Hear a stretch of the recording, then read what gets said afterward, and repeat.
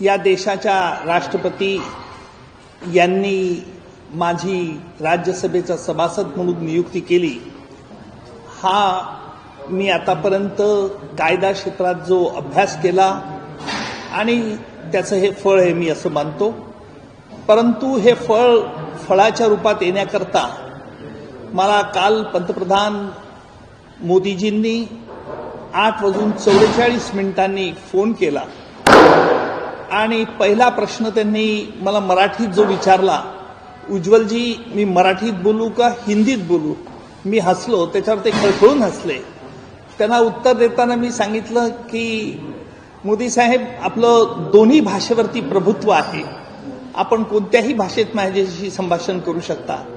मोदीजींनी माझ्याशी मराठीत संभाषण केलं आणि उत्कृष्टपणे त्यांनी मला सांगितलं की राष्ट्रपती महोदय, तुमच्यावरती एक जबाबदारी सोपवू इच्छिता आणि ही जबाबदारी देशाच्या दृष्टिकोनातून तुम्ही चांगली सांभाळाल, याच्या मी तुम्हाला शुभेच्छा देतो.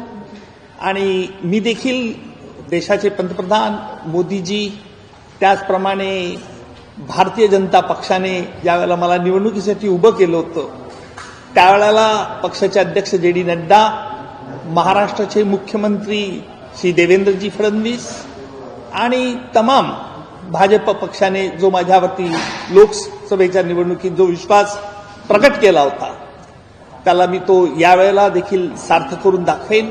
अर्थात राष्ट्रपतींचा तर्फे नियुक्त सभासद असल्याने माझ्यावरती मोठी जबाबदारी असणार आहे.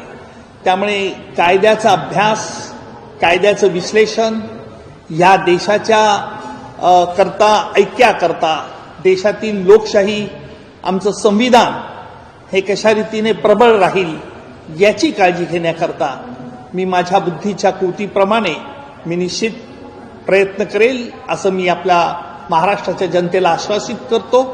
कारण महाराष्ट्रातून फक्त माझी एकट्याचीच नियुक्ती राष्ट्रपती महोदयांनी केलं, त्यामुळे मी राष्ट्रपती महोदयांचे देखील व्यक्तिशः आभारी आहे.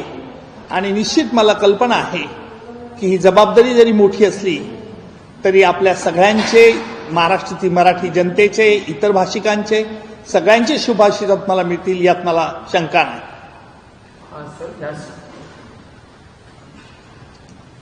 त्याचप्रमाणे अनेक दहशतवाद्यांचे खटले चालवत असताना मला आपल्या देशाचे गृहमंत्री अमित भाई यांनी विशेषतः पाकिस्तानबद्दलचे असतील खटले, पाकिस्तानमध्ये गेल्यानंतर पाकिस्तानने देखील सांगितलं होतं की 26 अकराचा कट आमच्या देशात रचला होता, असा पुरावा कुठेही नाही.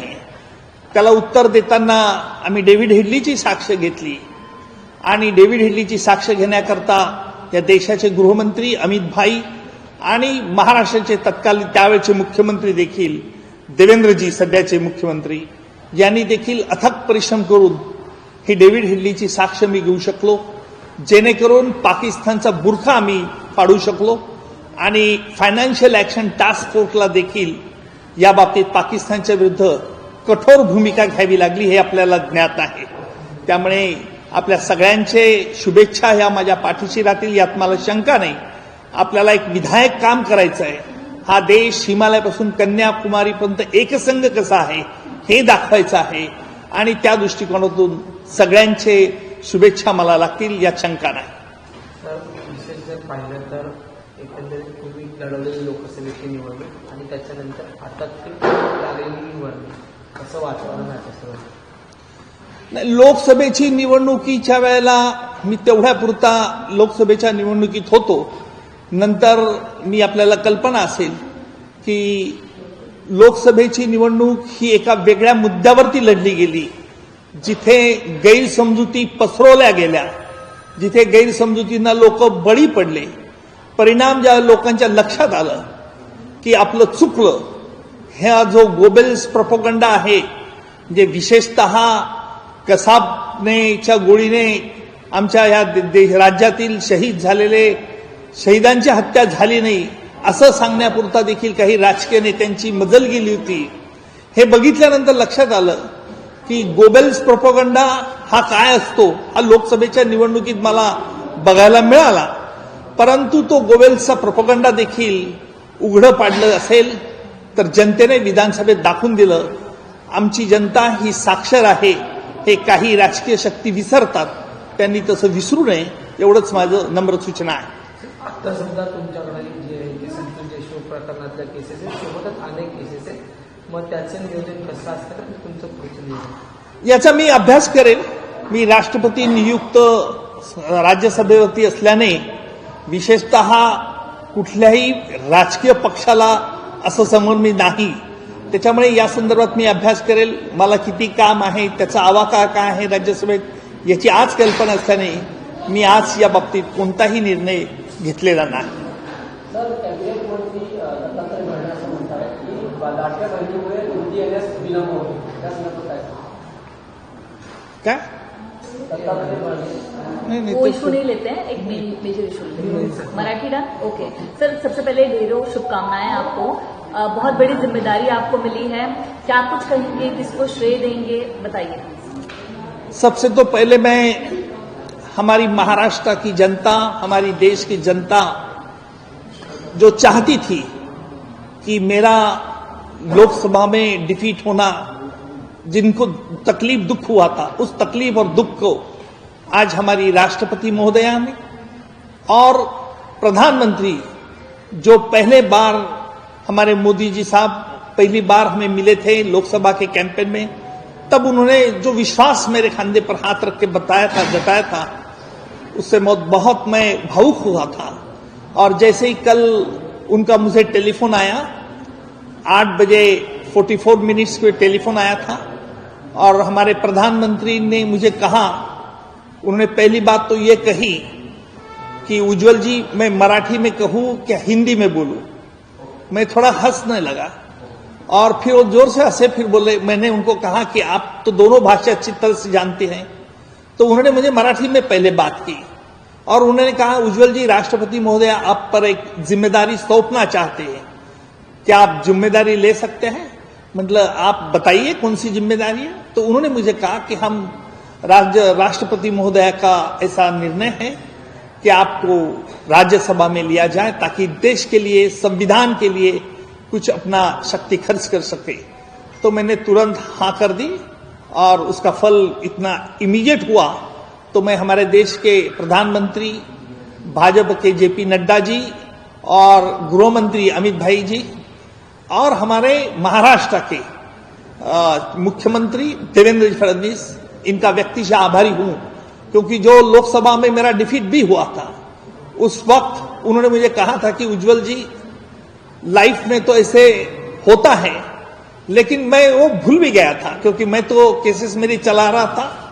क्योंकि जो आज तक शुरुआत से ही मैंने जो प्रैक्टिस की है, तो हमेशा आरोपी के खिलाफ ही प्रैक्टिस की है और शुरुआत से ही मैं एक पब्लिक प्रोसेस नाम से जाना जाता हूं. और इसलिए जो देश के प्रति, जो हमारे संविधान के प्रति खिलाफ जो षड्यंत्र करते थे, जिनको बड़े बड़े मर्डर्स करते थे, उनके खिलाफ मैं मामला चला था. और उसकी वजह से आज जो राष्ट्रपति महोदय मुझे विश्वास प्रकट किया, मैं इससे बहुत खुश हूं और मैं पूरी हमारी जनता का व्यक्तिशः आभारी हूं. सर, एक बहुत ही स्ट्रांग बैकग्राउंड से आप आते हैं, एक बड़े प्रमुख राज्य से आते हैं, तो किन मुद्दों को आप खास तौर पर राज्यसभा में पेश करेंगे, किन मुद्दों पर आपकी कोशिश होगी बात करने की? देखिए, हमारे देश में जो आज पहली बार कुछ शक्तियां कुछ भाषा हो या कुछ धर्म हो, इस पे जो बात करते हैं और जो हमारे डॉक्टर बाबा साहेब अम्बेडकर ने हमें जो संविधान दिया है, उस संविधान के खिलाफ जो षड्यंत्र करते हैं, उनके लिए हमें कानून किस प्रकार का सशक्त हुआ है. आज पूरे विश्व में हमारी देश का डेमोक्रेसी जो है वो बहुत बलवान है, क्योंकि हमारे देश में अलग अलग स्टेट है, अलग अलग लैंग्वेजेस है. फिर भी हम जब हमारे देश पे कोई हमला करता है, हम देश से कोई ये करता है, तो हम यूनाइट हो जाते हैं. मुझे लगता है कि ये यूनिटी और सॉलिडेरिटी ये हमें कंफर्म और आगे चल के कायम रखनी होगी. और इसके लिए जो इससे नहीं मानते, जो एक अलग विचार करते हैं, उनके खिलाफ कानून किस तरह से बलवान करना चाहिए. हमारे देश के मुख्य न्यायाधीश गवई साहब ने कल ही जो जताया था कि अभी भी हमारे न्याय व्यवस्था में संशोधन करना बहुत जरूरी है, क्योंकि कई मामले कई सालों तक चलते हैं और आखिर डिलेड जस्टिस अगर होता है तो इट्स अ बरीड जस्टिस। इसलिए क्या करना चाहिए, कानून में किस प्रकार का संशोधन लाना चाहिए, न्यायपालिका किस तरह से लोगों को लगना चाहिए कि हां, क्योंकि आज ही हमारा देश की न्यायपालिका सर्वश्रेष्ठ, इसमें कोई चारा नहीं।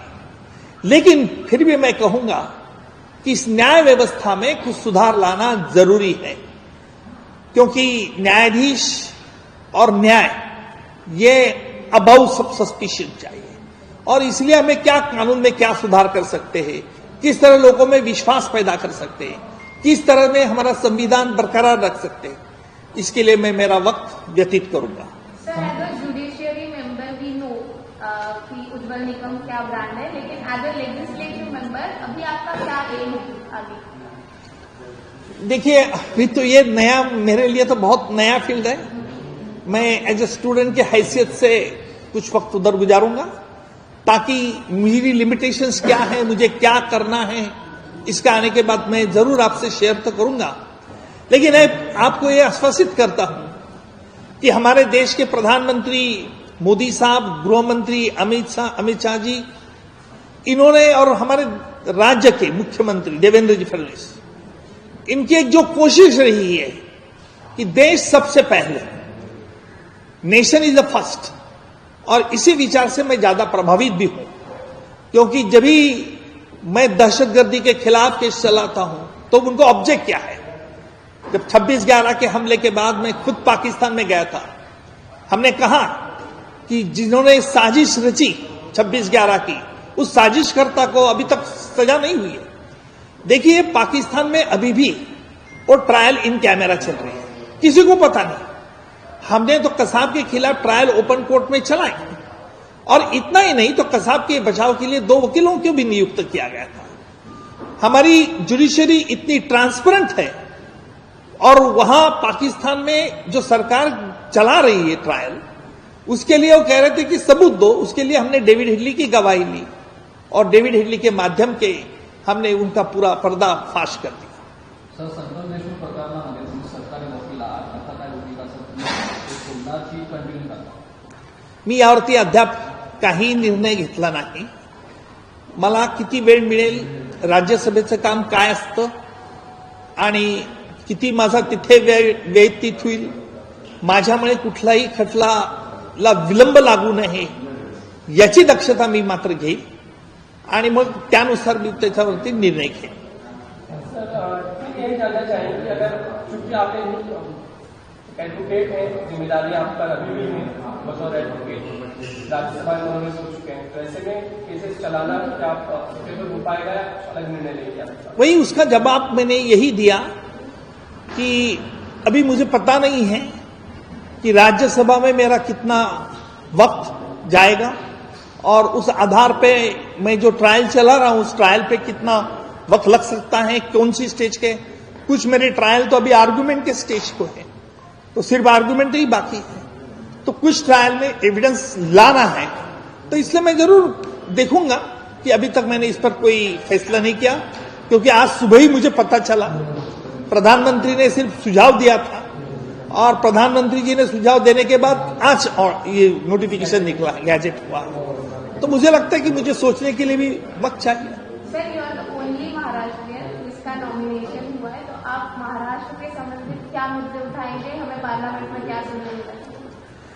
देखिए, महाराष्ट्र के बारे में मैं बहुत सोचने वाला हूं, क्योंकि हमारा एक महाराष्ट्र अभी प्रोग्रेसिव स्टेट है, और हमारे मुख्यमंत्री देवेंद्र जी ने जो जन सुरक्षा बिल लाया है, उस जन सुरक्षा का उद्देश्य जो आज भी मैंने वो पढ़ा बिल, और उस भी आज भी वो जन सुरक्षा बिल का उद्देश्य यही है कि जो डेमोक्रेसी माध्यम को चुनौती देना चाहते जो लोग, जो सिटीज में जो मोफिजिल और सिटीज में लोगों को माथे भड़काने की कोशिश कर रहे हैं, उनको कंट्रोल करने के लिए, उनको फाइनेंशियल असिस्टेंस कंट्रोल करने के लिए, और किसी को ये भी डर होता है कि क्या इसका हमें वेपन करके यूज किया जाएगा, तो उसके लिए एडवाइजरी बोर्ड लोगों की नियुक्त की है और एडवाइजरी बोर्ड के फैसले को भी हाईकोर्ट में चुनौती दी जाती है।